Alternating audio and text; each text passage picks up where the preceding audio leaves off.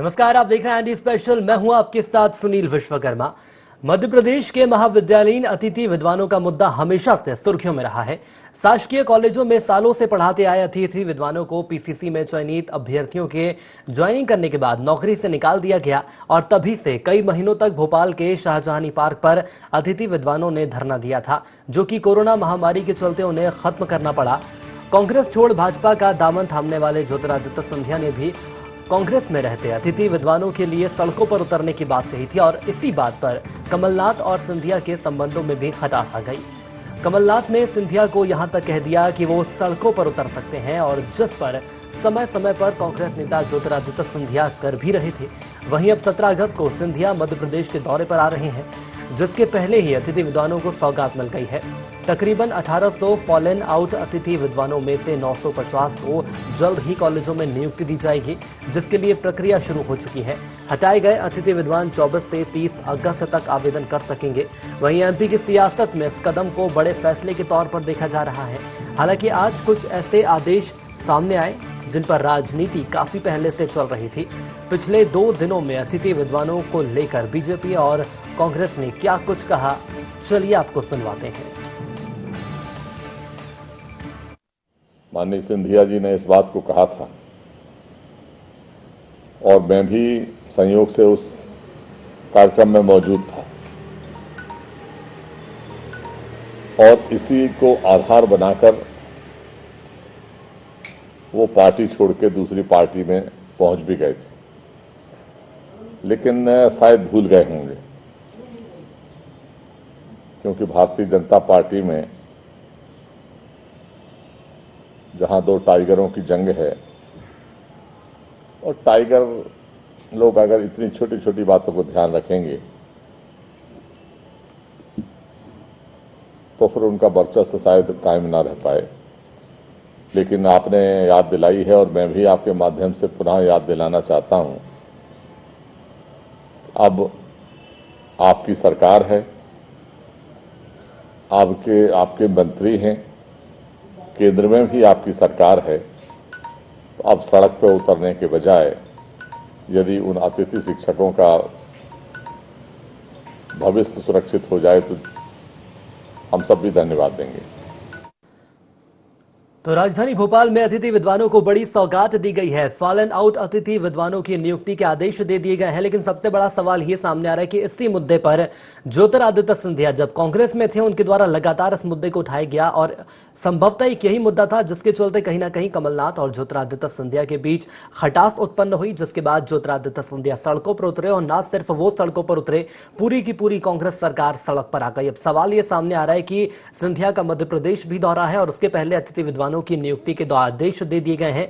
कहीं ना कहीं यह कहा जा सकता है जिस मुद्दे के लिए उन्होंने बगावत की थी, उस मुद्दे की सार्थकता अब नजर आ रही है। सीधे न्यूज रूम की ओर चलेंगे, जहां हमारे साथ हमारे संवाददाता संदीप मिश्रा हमारे साथ लाइव जुड़े हुए हैं। संदीप, मैं आपसे समझना चाहूंगा, फॉलन आउट अतिथि विद्वान जिनके नियुक्ति के आदेश दे दिए गए हैं, एक अच्छी खबर है, सकारात्मक खबर है, खास तौर पर उन विद्वानों के लिए, अतिथि विद्वानों के लिए जिन्हें ड्यूटी से हटा दिया गया था। लेकिन सवाल यह सामने आ रहा है कि एक यही वो मुद्दा है जिसके चलते पिछले 15 साल के इंतजार के बाद सत्ता में कांग्रेस आई और बगावत हुई, और बगावत होने के बाद सरकार हट भी गई, नई सरकार आई है। लेकिन वो मुद्दा जिसका चरितार्थ अब हमें देखने को मिलेगा, और यह कहा जा सकता है कि उस मुद्दे की शुरुआत अब हो चुकी है। हाँ बिल्कुल सुनील, बड़ा मुद्दा है, बड़ी राहत है अतिथि विद्वानों के लिए। लंबे संघर्ष के बाद, लंबे इंतजार के बाद आज वो दिन आया जब उनकी नियुक्ति के आदेश जारी कर दिए गए हैं। एक लंबा संघर्ष देखने को मिला राजधानी भोपाल में भी, जब महीनों तक खुले आसमान के नीचे बैठे रहे महिला पुरुष सभी अपनी मांग को लेकर के, और उनकी मांग को कहीं न कहीं लगातार सरकारें अनसुना करती रहीं। यहाँ तक कि तत्कालीन सरकार में ज्योतिरादित्य सिंधिया ने लगातार धमकियां दी, सड़क में उतरने की बात कही, लेकिन कहीं न कहीं तत्कालीन कमलनाथ सरकार तत्कालीन कमलनाथ सरकार ने नहीं सुनी और उनकी बात को लगातार अनसुना करती रही। नतीजा ये भी भुगतना पड़ा कि ये सारी चीज़ों के चलते 15 साल बाद सरकार आई और आखिरकार वो सरकार धराशायी हो गई। लेकिन जिस तरह से एक बार फिर से चौथी बार मुख्यमंत्री शिवराज सिंह चौहान के नेतृत्व में प्रदेश में भाजपा की सरकार बनी, तो जिस तरह से यहाँ पर फैसला हुआ है अतिथि विद्वानों के लिए, वो कहीं न कहीं तारीफ का काबिल है। त्योहारों का सीजन चल रहा है, जिस तरह से खुशी की खबर उनके लिए मिली है तो कहीं ना कहीं संजीवनी की तरह ये खबर उनके लिए काम करेगी। लगातार कहीं ना कहीं निराशा के दौर में जी रहे थे सारे अतिथि विद्वान, तो उनके लिए यहाँ पर शिवराज सरकार ने बड़ी घोषणा की है। जी बिल्कुल, शिवराज सरकार ने बड़ी घोषणा की है, लेकिन संदीप सवाल यहां पर यह भी सामने आ रहा है कि यदि हम कुल मिलाकर इसे ज्योतिरादित्य सिंधिया की बीजेपी में आगमन से जोड़कर देखें तो क्या ये कहा जा सकता है एक मध्य प्रदेश की सियासत में एक बड़ा फैसला है ये? बिल्कुल, इस बात में कोई शक नहीं है सुनील, क्योंकि पहले 15 साल, उसके बाद 15 महीने, एक लंबे इंतजार के बाद ये कहें कि 15 से 16 साल बाद जिस तरह से यहाँ पर नतीजा निकल करके, नतीजा ही हम कहेंगे इसको, क्योंकि लंबे संघर्ष के बाद जब कोई भी चीज़ होती तो उसको नतीजा निकलना कहते, तो यहाँ पर लंबे संघर्ष, लंबे इंतजार के बाद ये फैसला हुआ है। ज्योतिरादित्य सिंधिया की अगर हम बात करें, उनके दखल की बात करें, उनके जिस तरह से पेशेंट्स उनका देखने को मिला है यहाँ पर, तो उन्होंने लगातार संघर्ष भी किया तथा अपनी एक तरह से कमलनाथ सरकार में जब तक वो थे उन्होंने लगातार इस बात को लेकर बुलंद आवाज उठाई, लगातार संघर्ष, सरकार से संघर्ष करते रहे, सड़क में उतरने की बात करते रहे और फिर उसके बाद आखिरकार शिवराज सरकार में वो शामिल हुए और शिवराज सरकार ने उनकी मांग को कहीं ना कहीं पूरा किया। या तो मुख्यमंत्री शिवराज सिंह चौहान ने खुद अपने मन से किया या फिर ज्योतिरादित्य सिंधिया के कहने से किया, ये बात अलग है। लेकिन जिस तरह से यहाँ पर फैसला किया गया है तो इस बात में कोई शक नहीं कि ज्योतिरादित्य सिंधिया का यहाँ पर बड़ा रोल सामने नजर आ रहा है और उम्मीद ये की जा सकती है कि आने वाले समय में ज्योतिरादित्य सिंधिया का यही रोल कुछ और व्यापक स्तर में देखने को मिल सकता है। बिल्कुल, और यदि व्यापक स्तर में देखने को मिलता है तो कहीं ना कहीं उन विद्वानों के लिए और उन आम जनता के लिए फायदे का सौदा हो सकता है जो कि परेशानियों में इस वक्त घिरे हुए हैं। मैं आपसे यह भी समझना चाहूंगा, यदि इस पूरे घटनाक्रम को हम कांग्रेस की नजरिए से देखते हैं तो इस पूरे घटनाक्रम का कांग्रेस पर क्या इंपैक्ट पड़ता हुआ नजर आ रहा है? देखिए, यहाँ पर मैं एक और भी चीज़ जोड़ना चाहूँगा सुनील, क्योंकि आने वाले समय में 27 विधानसभा में उपचुनाव होने जा रहा है। वो 27 सीटें जहाँ पर भी बड़ी संख्या में अतिथि विद्वान शामिल हैं सुनील। अगर इन सारी चीज़ों को, सारे घटनाक्रमों को हम भी कह सकते हैं कि अगर इन सबको हम जोड़ते हैं तो कहीं ना कहीं यहाँ पर भारतीय जनता पार्टी ने बड़ा दांव खेला है। कहीं ना कहीं अतिथि विद्वानों को जहाँ फ्यूचर मजबूत किया है, वहीं पर भारतीय जनता पार्टी ने अपनी खुद शिवराज सरकार ने अपनी सरकार को भी मजबूत करने की बात एक तरह से की है। यहाँ पर जिस तरह से अतिथि विद्वानों को यहाँ पर नियुक्ति पत्र देने की बात कही गई है, तो इन सारी बातें एक तरह से क्लियर हैं कि यहाँ पर मुख्यमंत्री शिवराज सिंह चौहान ने अपना नजरिया स्पष्ट कर दिया है, भारतीय जनता पार्टी का नजरिया स्पष्ट कर दिया। इन्होंने भी अपने घोषणा पत्र में इस बात का उल्लेख किया था कि अतिथि विद्वानों को आगे नियुक्ति दी जाएगी। तो वो सारी बातें अब धीरे धीरे शुरू हो चुकी हैं। जिस तरह से मुख्यमंत्री शिवराज सिंह चौहान संवेदनशील नेता के रूप में माने जाते हैं, तो वो संवेदना यहाँ पर देखने को मिली। जैसे ही कोरोना संक्रमण से निकल करके बाहर आए, उभरे, तो वो सारी चीजें यहाँ पर लगातार कवायद देखने को मिल रही है सुनील जी। चलिए, कुल मिलाकर कहा जा सकता है अतिथि विद्वानों के लिए एक सकारात्मक कदम है ये। मैं आपको यहाँ पे रोकना चाहूंगा। हमारे साथ डॉक्टर देवराज सिंह जुड़ चुके हैं, आप प्रदेश अध्यक्ष हैं अतिथि विद्वान महासंघ के। डॉक्टर साहब, बहुत स्वागत है आपका ND24 में। जी सर, नमस्कार। मैं सर आपसे ये समझना चाहूंगा, सबसे पहले तो हमारी तरफ से आपको शुभकामनाएं, क्योंकि एक बड़ा फैसला आप लोगों के पक्ष में लिया गया है। फॉलन आउट अतिथि विद्वानों की नियुक्ति के आदेश दे दिए गए हैं और जानकारी के मुताबिक 1800 में से तकरीबन 950 ऐसे विद्वान हैं जिनकी नियुक्ति के आदेश दे दिए गए हैं।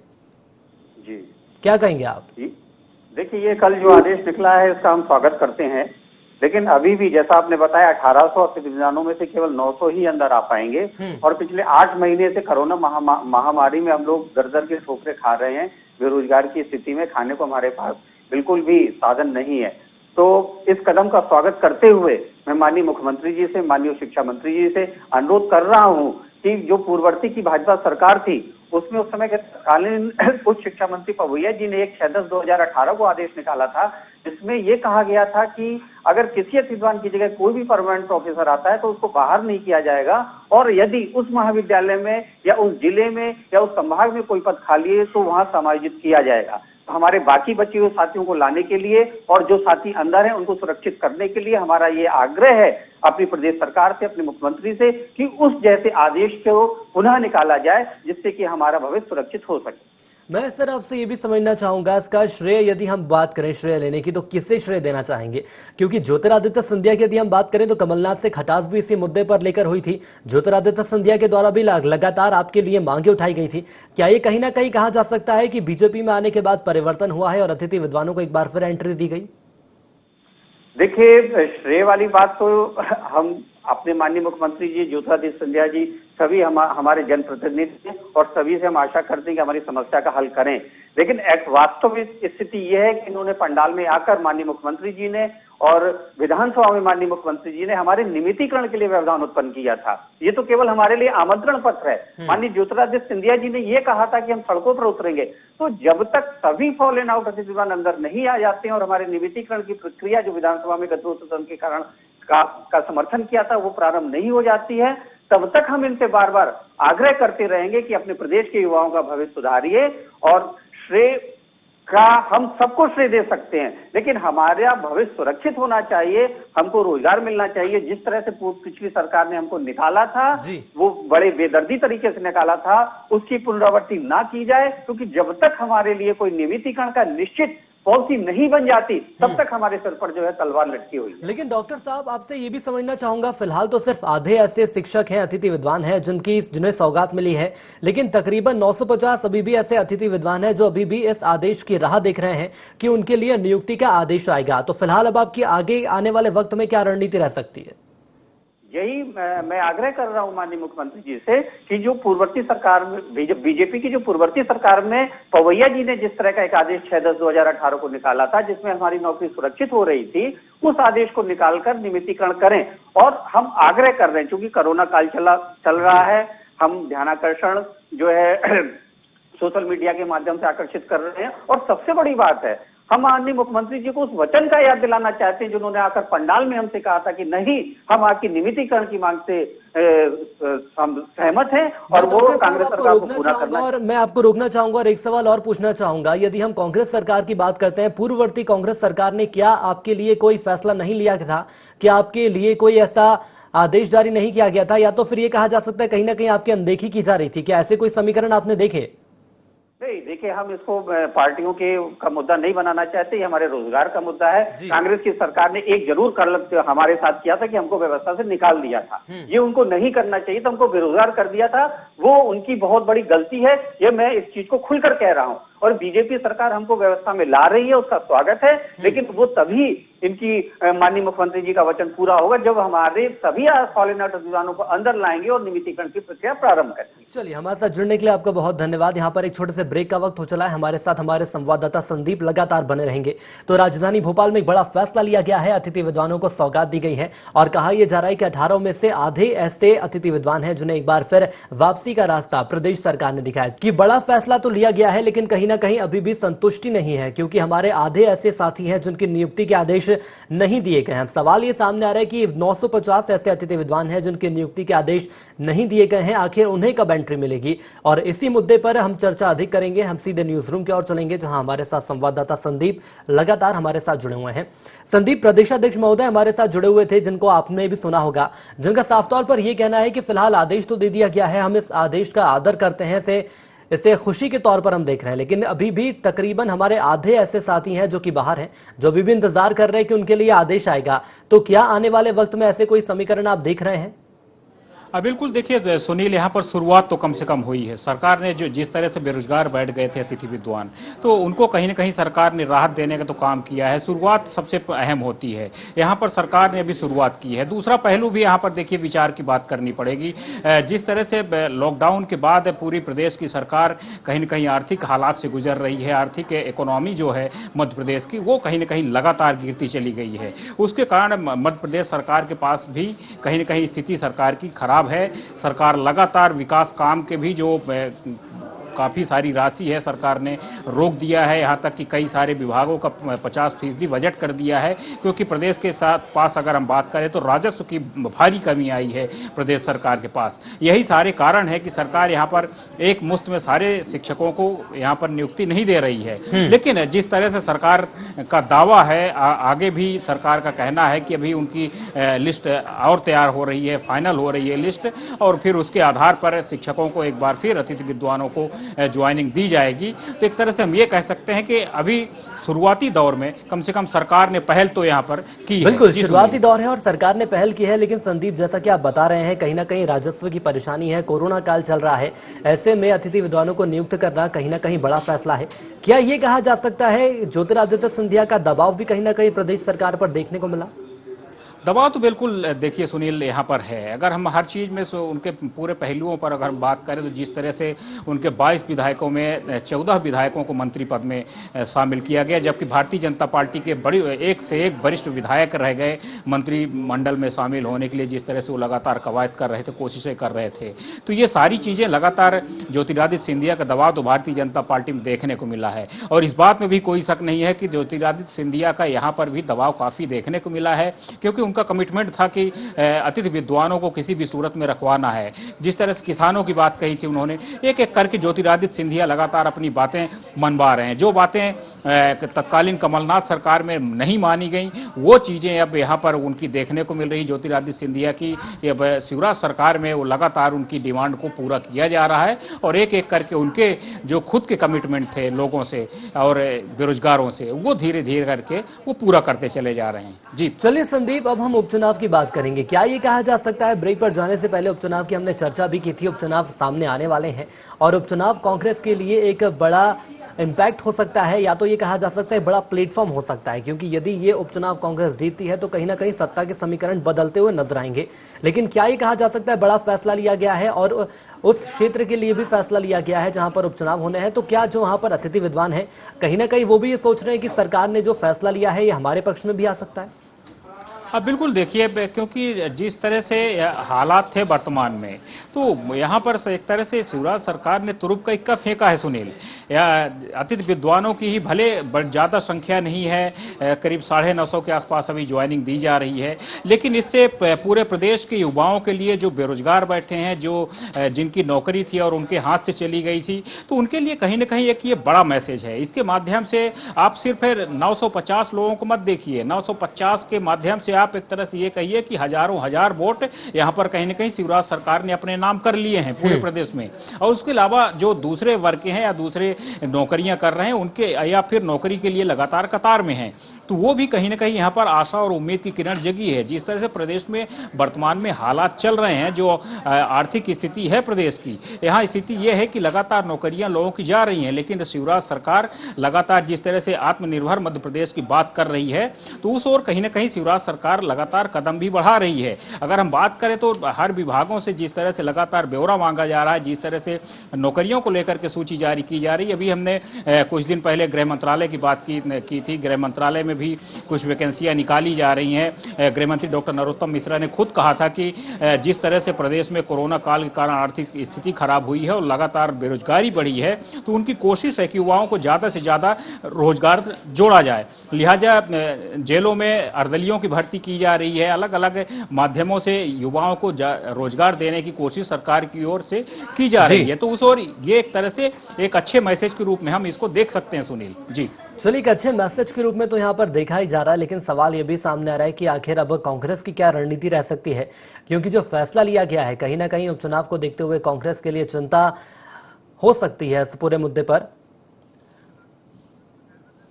मैं संदीप आपको रुकना चाहूंगा, हमारे साथ धैर्यवर्धन शर्मा साहब जुड़ चुके हैं। धैर्यवर्धन जी, बहुत स्वागत है आपका एनडी 24 में। जी नमस्कार सुनील भाई। सर, मैं आपसे समझना चाहूंगा, राजधानी भोपाल में अतिथि विद्वानों को सौगात दी गई है। फॉलन आउट अतिथि विद्वान जिनके नियुक्ति के आदेश दे दिए गए हैं, भले ही आधे ऐसे अतिथि विद्वान हैं जिनके आदेश दिए गए हैं, लेकिन सरकार ने पहल तो की। देखिए, हम हमेशा से ये कहते हैं कि भारतीय जनता पार्टी सरकार लोगों के लिए सर्वाधिक हितैषी भाव रखने वाली सरकार है। रोजगार उत्पन्न भी करेगी, जो लोग रोजगार करने की स्थिति में हैं उनको रोजगार से वंचित नहीं किया जाएगा, उन्हें नए अवसर भी दिए जाएंगे। और कांग्रेस सरकार में तो बेचारे वो टेंट के नीचे बैठे रहे, लगातार गुहार लगाते रहे, त्राही त्राही करते रहे कि सरकार आकर के सुन ले। सरकार के मंत्रियों ने तो सुध तक नहीं ली, उनसे ठीक से बात तक नहीं की। और आप देख रहे थे कि उस समय जो प्रदर्शनकारी थे उनका आक्रोश बहुत चरम पर जा चुका था, विरोध प्रदर्शन की सीमा को लांघ चुके थे, क्योंकि वे तनाव में थे। और जैसे ही कांग्रेस की सरकार मिटी तो मुझे लग रहा है सबसे ज्यादा सुकून किसी को मिला तो इन्हीं आंदोलन करने वाले लोगों को मिला कि अब दिन बहुरेंगे, अब दिशा बदल गई है, अब नई सरकार आई है, जरूर हमारे बारे में सोचेगी। और इस विश्वास लेकिन पर सर, हम अतिथि खरे उतरे। विद्वानों के दिन बदलने की आपने बात कही है, लेकिन अतिथि विद्वानों के महासंघ के प्रदेश अध्यक्ष हमारे साथ जुड़े हुए थे, जिनका साफ तौर पर यह कहना है कि संतुष्ट तो हम जरूर हैं, लेकिन हमारे आधे ऐसे साथी हैं जिनकी नियुक्ति के आदेश अभी तक नहीं दिए गए हैं। तो मैं आपके माध्यम से ये जानना चाहूंगा, क्या आने वाले वक्त में ऐसे आदेश दिए जा सकते हैं सरकार के द्वारा? नहीं, मुझे लगता है मैं केवल इतना कहूंगा कि उनको धैर्य रखना चाहिए। जब शिवराज जी की सरकार उनके लिए 4 कदम आगे चली है तो 14 कोस भी आगे चलेगी। कहीं पर यदि कोई विसंगति है, कोई देर अबेर है, तो उचित फोरम पर अपनी बात नम्रता पूर्वक रखें, उनका भरोसा कायम रहेगा। और शिवराज सिंह जी तो वैसे भी बड़े सौम्य छवि के मुख्यमंत्री हैं। भारतीय जनता पार्टी की सरकार आने के बाद लोगों में इसीलिए प्रसन्नता है, इसीलिए हर्ष है, और इसका हमें इस उपचुनाव में भी लाभ मिलेगा, क्योंकि तो बिल्कुल एक सर, बड़ा आप ये मानते हैं कहीं ना कहीं उपचुनाव को देखते हुए क्या ये फैसला लिया गया, जैसा कि आपने अभी बताया कि उपचुनाव में इसका लाभ मिलेगा? नहीं, मेरी बात पूरी नहीं हो पाई थी। मैंने ये कहा कि शिवराज जी सौम्य छवि के मुख्यमंत्री हैं, लोगों की जायज मांगों को सुनते भी और उनकी पूर्ति करते हैं, इसका लाभ मिलेगा। उसमें ये निर्णय भी शामिल हो सकता है, क्योंकि हम अच्छे निर्णय ही करने के लिए वहां पर बैठे हैं, और जनता को भी ये भरोसा है। जनता ये मान करके चल रही है कि शायद हमारे मनोकूल निर्णय हुआ कि कांग्रेस सरकार हिट विकेट आउट हो गई और अचानक से भारतीय जनता पार्टी की सरकार बन गई, जबकि कोई संभावना नहीं थी। न ये अपने नेता का अपमान करते, न ये सरकार चलिए सर, सड़कों लेकिन पर देखने आती। वाली बात ये होगी कि कई ऐसे अतिथि विद्वान हैं जो अभी भी इंतजार कर रहे हैं। आप हमारे साथ बने रहिएगा, मैं आपको रोकना चाहूंगा। कांग्रेस प्रवक्ता दुर्गेश शर्मा जी हमारे साथ जुड़ चुके हैं। दुर्गेश जी, बहुत स्वागत आपका ND24 में। जी नमस्कार जी। दुर्गेश जी, राजधानी भोपाल में शिवराज सरकार ने बड़ा फैसला लिया, अतिथि विद्वानों को सौगात दी गई है। 1800 ऐसे अतिथि विद्वान थे जिन्हें हटा दिया गया था, लेकिन 950 ऐसे अतिथि विद्वान जिनके आदेश जारी कर दिए गए हैं, एक बार फिर उन्हें एंट्री दी गई है। कैसे देखते हैं आप इस फैसले को? शिवराज सिंह चौहान जी मध्य प्रदेश में उपचुनाव में जीतने के लिए हथकंडे अपना रहे हैं। एक तरफ अतिथि विद्वान की बात कर रहे हैं, दूसरी तरफ सारे सरकारी कर्मचारियों को 20-25 में निकालने की तैयारी कर रहे हैं। ये दो तरफा लोग हैं, दो तरफा सोच रखते हैं। जो सोच है उस हिसाब से काम कर रहे हैं, उससे निश्चित कभी भी इन अतिथि विद्वानों को धोखा दे देंगे, कोई नई बात नहीं। चलिए, प्रतिक्रिया ले लूंगा धैर्यवर्धन जी से। धैर्यवर्धन जी, आपका ये मानना है कि अभी भी अतिथि विद्वानों को धैर्य रखना चाहिए, जो उनकी इच्छा है, जो उनकी आकांक्षा है, वो जरूर पूरी होगी, लेकिन कांग्रेस का अभी भी ये मानना है कि सरकार धोखे वाली सरकार है? देखिए, मैं फिर कह रहा हूँ, सरकार ने एक तो स्पष्ट कर दिया, जो दुर्गेश जी ने अभी बात कही कि 20-50 का कोई मामला, उस पर किसी कर्मचारी का कोई अहित नहीं होगा, और इस प्रकार का भयभीत होने की आवश्यकता नहीं है। वो रूटीन आदेश है, वो हर सरकार के समय निकलता है। कमलनाथ जी जब मुख्यमंत्री थे तब भी निकला था, और कुछ चिन्हित लोग होते हैं जिनकी समीक्षा होती है, और ये नियमित आदेश है, और ये कर्मचारी भी जानते हैं कि ये सरकार कर्मचारी हितैषी सरकार है। कर्मचारियों की जो वेतन वृद्धियां हुई हैं, वो ऐतिहासिक वेतन वृद्धियां शिवराज जी की सरकार के समय हुई है। अतिथि विद्वानों को भी फिर से रोजगार दिया गया है, बाकी के लोगों को भी रोजगार में वृद्धि होगी। लोग भरोसा रखें, और ये सरकार आपका ये मानना है कि कहीं ना कहीं भरोसा रखने की जरूरत है। मैं माफी के साथ आपको रोकना चाहूंगा। दुर्गेश शर्मा जी, एक बार फिर मैं आपके पास आना चाहूंगा। क्या ये माना जाए कहीं ना कहीं उपचुनाव को देखते हुए ये फैसला लिया गया है? सिर्फ और सिर्फ उपचुनाव को देखते हुए फैसला केवल दिखावे के लिए है। उसकी परिणति तो तभी हो पाएगी जब कमलनाथ जी माननीय मुख्यमंत्री बनेंगे। और जो ये बातें कर रहे हैं कि साहब डीए दिया, यही शिवराज सिंह चौहान की सरकार ने कमलनाथ जी के द्वारा दिए हुए डीए पर रोक लगा दी। यही शिवराज सिंह चौहान की सरकार ने मोदी जी द्वारा दिए हुए 4% डीए पर रोक लगा दी। जो मोदी जी के दिए हुए डीए पर रोक लगा रहे हैं, जो कमलनाथ जी के द्वारा दिए हुए निर्णय पर रोक लगा रहे हैं, तो कर्मचारियों के संग दोहन दर्जे का व्यवहार कर रहे हैं, साथ में आदेश जारी कर रहे हैं। बिल्कुल, लेकिन सर देखने वाली बात होगी, भले ही फैसला लिया गया है, लेकिन कहीं ना कहीं ये कहा जा सकता है कि जो अतिथि विद्वान जो बेरोजगार हो गए थे, जो रोजगार के इंतजार में थे, इस वैश्विक महामारी के दौर में कहीं ना कहीं उनके लिए सुखद खबर है। हमारे साथ जुड़ने के लिए आप दोनों का बहुत धन्यवाद। हमारे संवाददाता संदीप लगातार हमारे साथ जुड़े रहे, इसलिए संदीप आपका भी धन्यवाद। तो एक फैसला सरकार के द्वारा लिया गया है, सूबे के मुखिया शिवराज सिंह चौहान के द्वारा, और कहा यह जा रहा है कि यह फैसला अतिथि विद्वानों के हित में है। हालांकि 950 ही सही, लेकिन सरकार ने शुरुआत जरूर की है। अब देखना ही होगा कि बचे हुए अतिथि विद्वानों के लिए सरकार के द्वारा कब फैसला लिया जाता है। इसके साथ ही देखने वाली बात यह भी होगी कि आखिर इस पूरे घटनाक्रम का इंपैक्ट उपचुनाव पर आखिर क्या पड़ेगा। इसी के साथ हमारी इस खास पेशकश में इतना ही। दीजिए इजाजत, नमस्कार।